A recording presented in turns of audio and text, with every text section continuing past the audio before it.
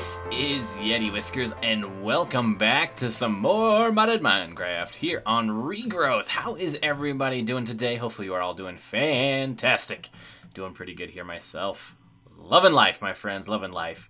So, I've done a little bit of work off camera. You can see we've added plenty of vegetation here.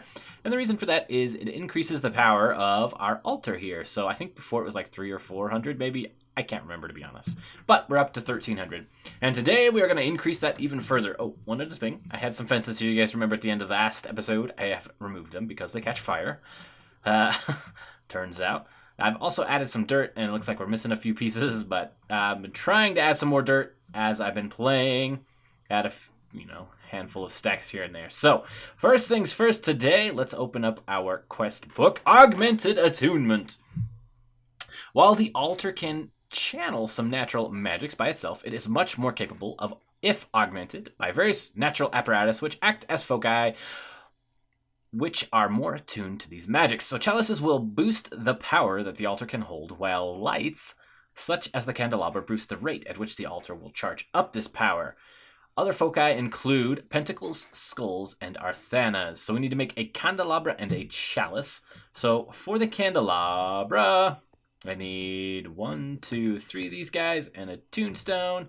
And let's make ourselves the chalice. Okay, let's see. Control F. Chalice. Where are you? Nope, candelabra. That's the first one we're going to do. Candelabra. This guy here. Boom. Candelabra done. Okay, so for the chalice, we need 4 gold nuggets. 1, 2, 3, 4. 2 of these guys and 1 of these. Should be pretty quick. Chalice. Boop. Boop. And we've got the chalice. Bam! Ha! We get our skeleton skull. Check it out. Hey-o. Hey-o. Oh man, Witchery is such a cool mod. Such a cool mod. Once we start getting into some of the more advanced things, we'll check it out. Okay, so let's take a look and see what it is before we add these guys. 1342. Boop. Boop and boop. Okay, let's see. I don't think it matters where you put them, but I could be wrong. Oh, 4026. Very nice. Okay, perfect. Next, we are going to get ourselves the distillery. So the distilled sunshine, not really. Crafting a distillery will allow you to distill fumes and other items to create more potent fumes and better refined materials. It requires natural power supplied by an altar to run. So we need, check this out. Tons of clay, gas tiers. Clay jars is for sure what are gonna. Clay jars like crazy. Okay, so to get this guy, we need 2 clay bottles, jars, whatever these are called. Clay jar. Then we need 1, 2, 3, 4 of these guys. Some of these guys. And one of those. Boop. And distillery. Ha! Check it out. No problem at all. Just moving right along. Ooh. Combining quicklime with foul fume will produce a distillate of oil vitriol with gypsum and slime as byproducts. Let's go check this guy out. Okay, so in our distillery, we need a foul fume, quicklime, and a clay jar. Foul fume we get just from regular old oak wood. Excellent. Okay, well, we don't have any of that over here. Let's go ahead and let's open this and make sure there's nothing in there. Okay, so we need to go get the foul fume as well as the quicklime, which I have got in spades over at my base over there. So I'm going to go run off camera real quick so you don't have to make the journey with me, and I will be back in just a second. So see you in a sec. And here we are. Welcome back, everybody. Let's go ahead and chuck some oak wood in here, and while we wait for that, I'll show you real quick how to make quicklime. You just grab wood ash. That's what you're crafting. Crafting window. Crafting GUI, and there it is. Okay, we've got foul fume already. Might as well just let that go and see what we run. We're going to probably have quite a few. Okay, so let's go ahead and drop this guy down over here, and we're going to have to plant it somewhere near the altar. So, boop, distillery, and I'm, okay, yep, we're good. Oh, forgot the clay jar. Let's go grab a clay jar real quick. So the thing with Witchery is, like, instead of using RF or, boop, there's, like, other forms of power that you normally see, you are actually using the power of nature to get this guy going. Okay, so we need clay jar, foul fume, quick climb, I think, right? Hopefully this works. Let's double check the rest of your book. Yeah, so you're just using power. So like you can see, well, it's probably filling up faster than we're using it, but it would be, I hope the order doesn't matter. We'll see. If so, we can go grab some other stuff, which isn't a problem, which is pretty cool. So I think it's awesome that it uses like natural power from the world. We're going to have to really beef this guy up. We need to get up over 10,000 for some of the stuff. There's like a quest in here. We've got to summon some sort of demon's shadow or something, and you need over 10,000 power. So we're going to have to figure out a better way to beef this guy up. And oil of vitriol. Oh, what's this guy? Gypsum. Okay, excellent. We want clay jars. A very nice. Ooh, guard tree. Excellent, excellent. Okay, so the next thing we're actually gonna get is this mutating sprig. You guys remember the first time I delved anyway into Witchery, I stopped at this point because I did not know how to increase the power on our altar. But let's go ahead and read the quest. Some plants are still unable to be mutated using simple mutandis, but you found a way to create a more potent version of stuff and bind it with some other magics to be even more potent. The mutating sprig can be used to mutate some things in specific configurations. To make it, you'll need about 3,080 altar power if the cauldron isn't augmented by chalk circles. So let's go run to sleep real quick. Then we can grab the ingredients for the mutating sprig. Boop. And chuck that into our cauldron. Scratch my finger here. Got a little bit of an itch. Okay, let's actually drop off these guys. I'm going to place this here. Then we need a Mutandis Extremis, which I had at the other side of the base. I need a Netherwort, and I need Ent Twigs. So the Ent Twigs, you have to kill Ents. And the way that you kill the Ents is by chopping down trees that are from Witchery. So the Rowan Alder, which is what I use for my garden, which is why I have so many of the Ent Twigs, is because I have been fighting Ents like crazy. And they have quite a bit of health. I think it's like 100 HP or something like that. So it takes a little while to kill them, but not too bad. Especially if you've got the Terra Blade. It's not bad at all. Okay. So I think we got some bubbles. Let's double check the recipe. I want to make sure I get it in the right order. Mutating sprig. So first we're going to go Netherwort, Ent Twig, Mutandis. Got it. Netherwort, Ent Twig, Mutandis. Boop. Mutandis Extremis, no? Why is this not working?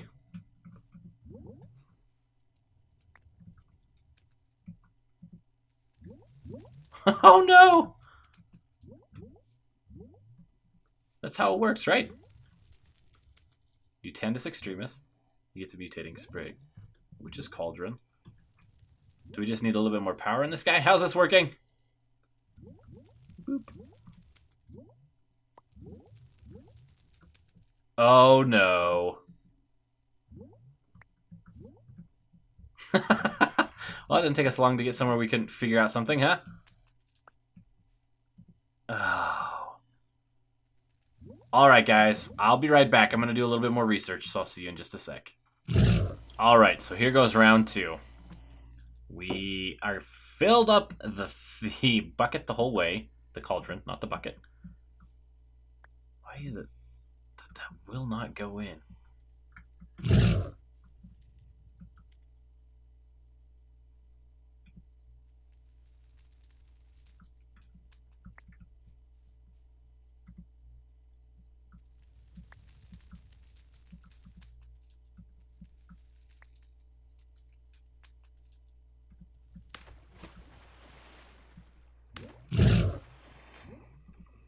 There we go. Okay. Whew, I was freaking out. You do have to put it in the right order. I was trying to check the Mutandis in at first just to see what was going on. But looks like it'll work. Ah, now we're paralyzed. But We do have the mutating sprig. Heyo! Sorry for that awkward silence there for a while. And we get some more mutandis extremis.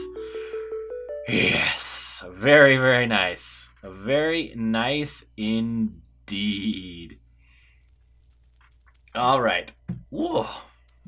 Excellent, excellent, excellent. Okay, so what we're going to do now is we are going to do a few of these things. So here's what I'm going to do. I'm going to try and get some time together to gather up some supplies. Sorry, guys, I'm like half not here. And once we do that, gather up some supplies for some of these other witchery quests, I will get back with you. So you don't have to chase me around, listen to me mumble and bumble the whole way. So I'm going to go gather some resources, and I will be right back. See you in a sec. All right, everybody, welcome back. I've done a little bit of crafting off camera, and I wanted to come back here with you for just the last little bit of this guy. Okay, so you ready for this? Here is the recipe for the... Whoa, man, jumping ahead of ourselves. Let's read the quest book. Come on now, Yeti. What are you doing? Dream a little dream of me.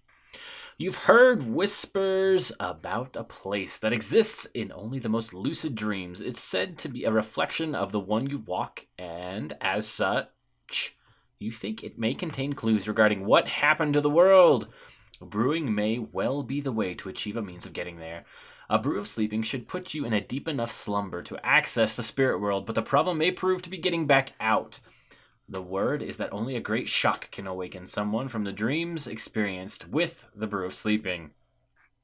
Most say that you can escape by dying in the dream, but a wise witch would carry an icy needle from the snowbell plant with them, one of the few things that seem to be able to cross the boundary between reality and the dream. Okay, so for the brew of dreaming, here's what we need.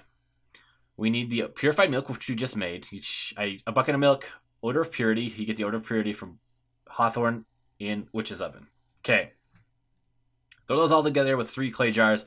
Get yourself 3 purified milk. Perfect. Whiff of magic, we know how to get that. Cookie, you guys should know how to make those. It's just wheat and cocoa beans.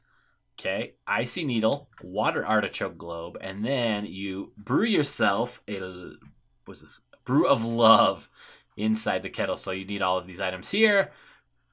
Golden carrot, which I just happen to be eating. Poppy, whiff of magic, lily pad, cocoa beans, and a water artichoke. Okay, so now we need to go back to the kettle. And the nice thing about the kettle is it works similar to the cauldron, but you only need 1 bucket instead of 3 of water. So we should be able to get that no problem. Okay, let's see. Boop, ba-doo. And then you also, I'll show you how this guy works. So we haven't talked about this at all. We just made it in the last episode and didn't use it. So, boop. Okay. Next, for this guy, we need the purified milk. We need 1. Boop. Changes color. I need a whiff of magic, which is in here. Whiff of magic. Excuse me, got itch on my nose. Okay. Grab those because we're going to need them. And we're in here. Make sure I've got the... Oh, I forgot the brew of love. I put those guys in here. Boop. To go in our storage drawers. Okay. Here we are. Purified milk. Whiff of magic. A cookie. Icy needle. Got it. Then we need a water artichoke. And we need a brew of love. Boop. And how you know it's working is you see those green splashes. That is how you know the potion has been brewed. Give it a second and you can just right click on your kettle and you have got the brew of sleeping. Check it out. We've got 3 of them. Excellent. Okay, let's go ahead and claim our reward. Ooh, wrong dimension. Okay. So we are going to do this. Once you enter the spirit world, you may find yourself plagued with nightmares. To defend yourself, you want to craft yourself a new quest book while there. The brew of sleeping. The spirit world can also be entered by eating an apple of sleeping, crafted from the brew. Although this always results in a nightmare. Okay, so you have a chance of going when you fall asleep. You take this potion, you fall asleep, you go into the dream world. There is a chance that you will get yourself a nightmare. You can have either a pleasant dream or a nightmare. So let's go ahead and we're going to go over here by our altar. Cross our fingers for a pleasant dream. Wait.